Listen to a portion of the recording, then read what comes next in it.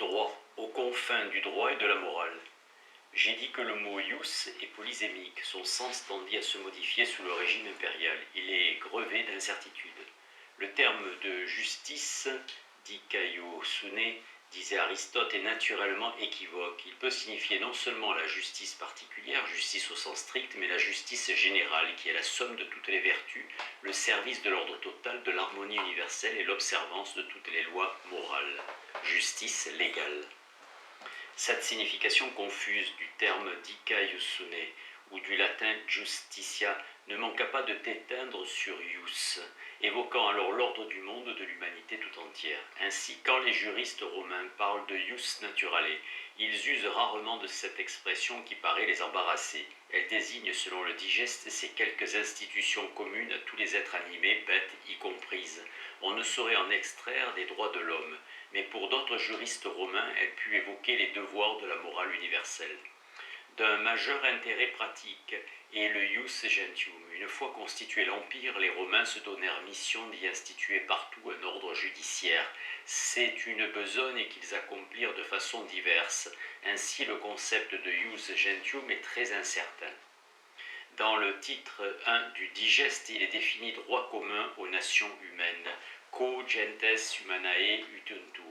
Gaius, au début de ses instituts, affirme l'existence d'un droit qui vaut également pour tous les peuples civilisés. Apud omnes populos parece custoditur, d'un droit commun de tous les hommes, commune omnium hominum iore utuntur. N'allons pas traduire droit de l'homme. Ce droit dont usent les peuples ou qu'ils gardent, custoditur, n'est pas subjectif. De quoi se compose-t-il? D'après le digeste, d'institutions universellement répandues. L'esclavage, l'affranchissement, les ventes, les achats, les obligations, le commerce international. Au texte précédent, des vertus ou des devoirs de moralité, la dévotion envers les dieux, l'obéissance aux parents et à la patrie, ou le devoir de se défendre contre les violences ou injures d'autrui, vindication. Ce pourraient être ici les lois de la morale universelle. Rome, en conquérant son empire, avait hérité de la morale internationale qui avait régi le monde grec. Morale faite de lois plus ou moins écrites, formulées surtout par des sages ou des philosophes prescrivant le respect de la bonne foi fides dans les relations commerciales, et de l'humanitas, de la pietas, de la benignitas. Ius naturale, ius gentium, ces expressions sont peu fréquentes chez les jurisconsultes romains, mais elles trouvaient place dans le titre premier du digeste, cette introduction générale à l'étude du droit très commentée dans les écoles. Les auteurs de l'école de droit naturel s'en serviront pour justifier l'assimilation du droit et des lois et la confusion qu'ils introduisirent entre le droit et la morale pour étayer la construction d'un droit international, plus ambitieusement d'un système juridique complet, prétendument universel, ius universum. Ils firent plus encore, ils ont affecté quelquefois de déduire de ces rares fragments du corpus civilis, l'interpréter de manière hautement fantaisiste, la figure des droits de l'homme, falsification manifeste. Et maintenant nous laisserons de côté le droit naturel et le droit des gens. Inexistence des droits de l'homme dans le droit civil. L'authentique invention romaine fut le droit civil. C'est seulement le ius civile dont Cicéron a décrit la Constitution sous forme d'ares et avec l'aide d'une philosophie réaliste issue de la Grèce. Le ius civile fait le cœur du plan romain des instituts. L'Europe a reçu le droit romain dans le corpus iuris civilis. C'est du droit civil que les Romains ont analysé les fins spécifiques et la sphère d'application précise. Il concerne le partage des biens dans le groupe politique, dont ils structurèrent le langage. Les droits de l'homme n'y trouvent aucune place. Parler d'un droit de l'homme serait contradictoire, incompatible à l'idée de droit qui résultait des lectures que l'on vient de faire de l'éthique d'Aristote, de Cicéron et du corpus iuris civilis. Récapitulons. Un point de droit subjectif. De droit, liberté, permission d'agir, la justice n'ayant ni pour fonction d'ordonner ni de permettre des comportements. Ce n'est pas la mission du juge ni du juriste d'enseigner au propriétaire la façon de traiter son esclave ou son patrimoine familial, de lui donner de permission ni d'interdiction. On trouve à Rome des interdits et des commandements du prêteur ou d'autres magistrats. Ils ne relèvent pas de la juridiction.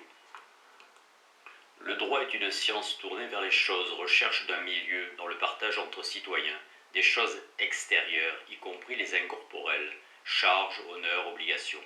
Parmi les choses partagées sont aussi les peines, en particulier dans le système des délits privés où la peine est interprétée comme compensation et satisfaction due à la victime d'un vol, d'une injure, d'un dommage injuste.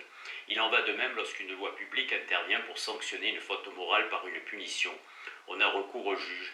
Ici, le droit exerce un rôle mal explicité dans le texte, car il n'existait pas à Rome de théorie du droit pénal. Je ne sache pas qu'on y trouve déjà l'expression de jus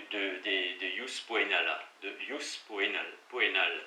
La construction du droit pénal sera l'œuvre des juristes modernes. Cependant, les juristes romains s'occupaient de causes pénales, mais à quel titre? En bonne analyse, ce n'est pas le juge qui punit. Il n'en a ni l'initiative, ni ne procède à l'exécution. Son rôle paraît être d'opérer la mesure des peines, de veiller à ce que dans leur partage soit préservée la proportion, que les peines soient équitablement réparties.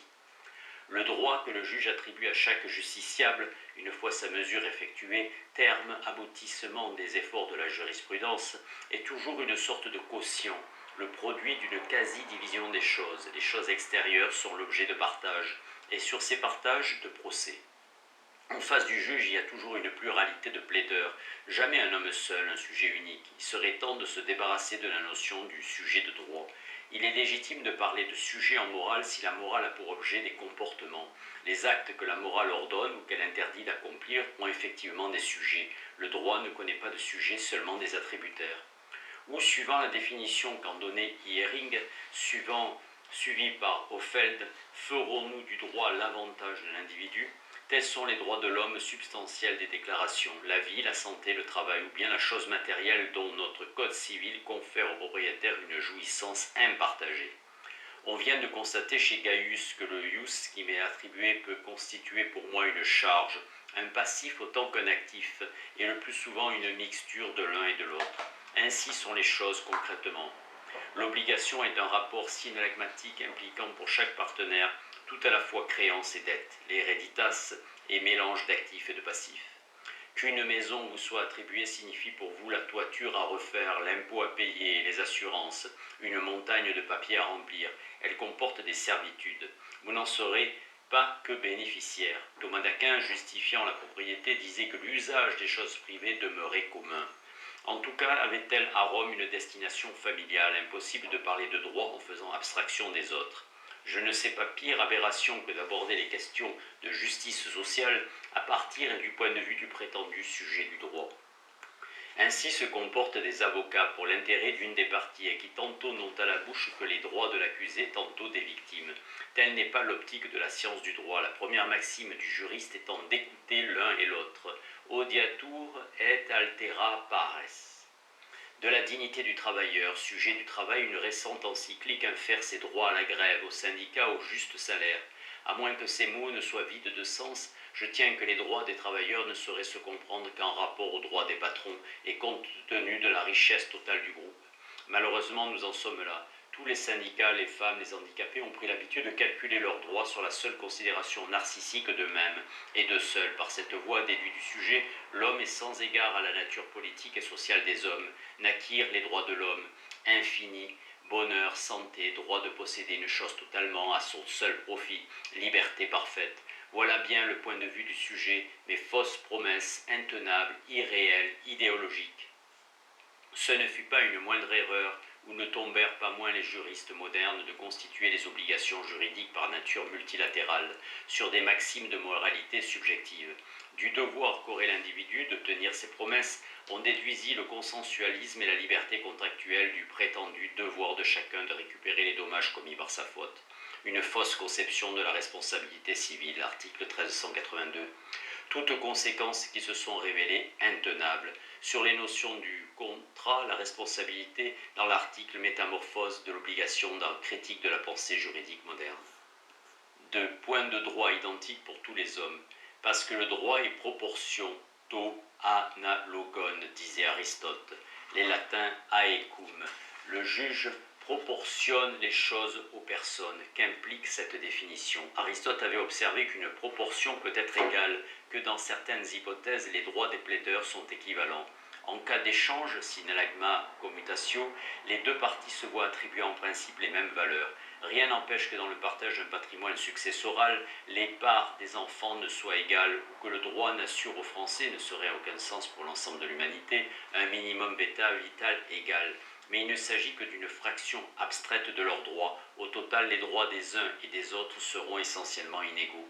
La mesure des droits se doit faire en tenant compte de tous les facteurs du problème. Certes, de cette égalité entre attributaires des droits, sans laquelle n'existerait pas de mesure commune, ni de proportion calculable, il y a quelque égalité entre citoyens, dit Aristote, et ajouterons-nous, entre tous les hommes. Pourquoi le juge ferait-il abstraction de cette donnée première que chacun des plaideurs participe d'une même nature? En langage moderne de la commune dignité des personnes humaines, on tire argument dans le droit de l'existence d'une nature générique de l'homme, et la morale universelle, qu'ont parfois désigné à Rome les mots ius gentium, ius naturale, interfère dans le droit civil. Ainsi se justifie au digeste des infiltrations de morceaux de morale stoïcienne, là où il s'agit de mesurer les obligations naissent de la vente, du louage et autres contrats dits de bonne foi. Le juge romain est invité à les estimer ex fide bona. Il tiendra compte de ce fait qu'une loi morale universelle fait invitation à chacun de se comporter honnêtement. Mais il n'est pas entre les hommes que l'essence générique commune. Chaque individu a sa différence, cela aussi par nature et dès sa naissance. La génétique le vérifie, mais le bon sens avait suffi aux philosophes de l'Antiquité pour reconnaître cette évidence. Pour être pleinement équitable, tout droit devrait être proportionné aux particularités de chacun, même minimes et occasionnelles. Il arrive qu'un juge attribue un délai à un débiteur parce qu'il est malade ou qu'il vient de perdre sa femme. En droit criminel, que la mode soit d'individualiser les peines. Encore est-il une mesure jusque dans l'équité. La justice du droit ne se manifeste que s'il use de règles générales valables pour la plupart des cas, épitopolu, quitte à convenir imparfaitement à certains cas exceptionnels. On se contentera de tenir compte des différences principales de sexe, de santé physique et morale, d'âge et de classe, de richesse, de fonctions exercées dans le groupe social, etc., en fonction desquelles se calculent ces proportions que sont les droits. Ainsi vont être constitués des droits adaptés aux êtres concrets, aux dissemblances effectives entre les personnes.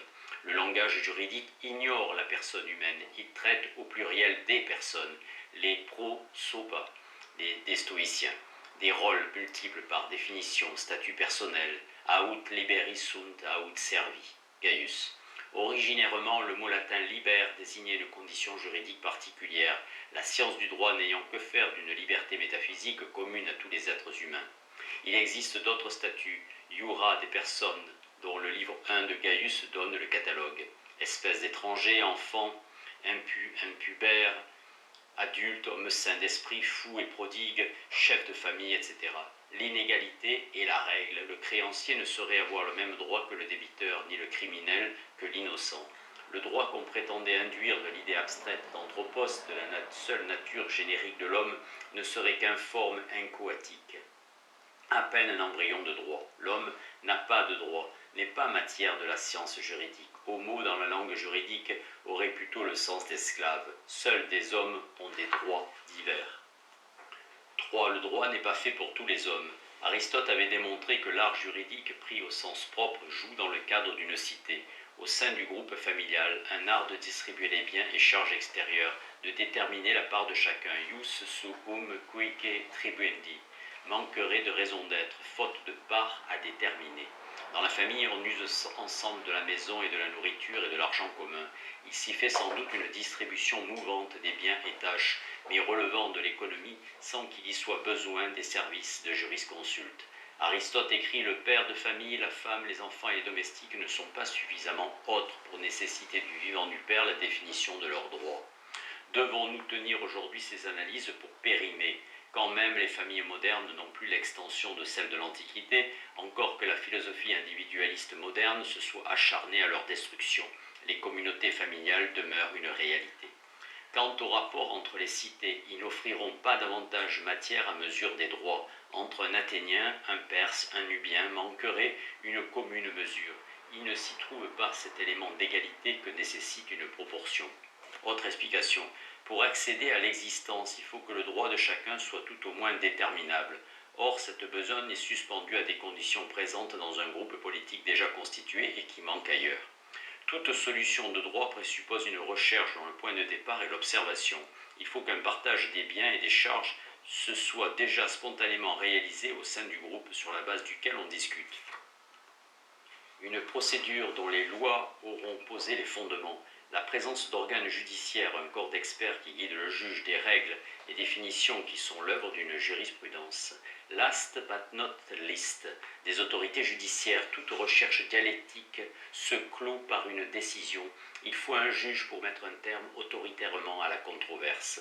Le groupe politique est seul équipé pour la production du droit. L'usage romain réserve alors le bénéfice du droit aux seuls citoyens et chefs de famille, ne pouvaient en être attributaires. 1. Ceux qu'on nomme à Rome alieni iuris, qui participent au droit d'un autre. Le père de famille, la femme mariée cum manu, qui juridiquement est sortie de sa famille originaire pour entrer dans celle du mari. Les domestiques et les servi. À ces catégories de personnes, on ne doit d'après Aristote, reconnaître que des quasi-droits, droits à un sens métaphorique, non droits au sens propre. 2. Les étrangers. Sans doute avions-nous tout à l'heure relevé au digesté tout en signalant que ce terme était équivoque, une définition théorique du ius gentium comme applicable à tous les peuples. Ce droit des gens semblait se confondre à la morale hellénistique ordonnant de tenir ses promesses et de respecter l'humanitas. C'est de cette façon qu'au XVIe et XVIIe siècle, les scolastiques espagnols, Grotius et l'école moderne du droit naturel voulurent déduire des commandements de la morale chrétienne stoïcienne un droit valable pour tous les hommes, droit universel, futur, droit international. En fait, les juristes romains ont à peine frayé cette voie. Certes, afin de répondre aux besoins de l'Empire, au temps où, pour me servir de l'expression contestable de Léon Homo, la cité romaine se muait en État, les jurisconsultes se sont débrouillés pour faire bénéficier du droit un nombre croissant d'étrangers, mais dans le cadre du droit civil et sans toucher à ses principes. Ils usèrent de fiction, le juge traitant de la cause de tel étranger comme s'il était un citoyen, si civis Romanus esset, Gaius. Ou plus simplement, les empereurs donnèrent aux habitants de l'Empire la citoyenneté. Aussi, le champ du droit civil s'est-il élargi à mesure que s'élargissait la cité elle-même, le groupe politique. Il reste droit civil et ne peut s'étendre au globe tout entier. Les Romains ne caressèrent pas le rêve d'un droit universel. Ils ne déclaraient pas de droit sans que fût possible leur définition. Pas de droit de l'homme. Nota bene, il est regrettable que l'auteur s'obstine à nous entretenir de ce que fut le droit au temps des Romains. On voudrait savoir ce qu'il est au XXe siècle pour Kelsen, Ross, Bobbio, Rawls, Hart, Dworkin. Nous sommes las de voir ignorer les progrès dus au christianisme, à la Révolution française, à cette radicale nouveauté. La prise de conscience par les hommes de leur liberté devenue la pierre angulaire de la politique. Les droits de l'homme en sont le symbole. Là où les anciens n'avaient qu'une morale, ne connaissaient que de vagues devoirs d'humanité et de bienveillance, tandis que si longtemps l'on abandonna les pauvres à la charité de leurs oppresseurs. 18 siècles après l'Évangile, intervint le progrès décisif que nous sommes en train de consolider. Désormais, nous garantissons des droits à tout homme. Voilà notre avis. Cela ne peut être le mien après examen de ce qu'était la morale et le droit à Rome. Pour l'accusation faite à la morale d'être impuissante, de se payer de mots, elle vaut pour autant que nous avons cessé de croire à la morale, non de la morale classique dont les fondements sont objectifs et que les anciens ne rougissaient pas de rendre effective.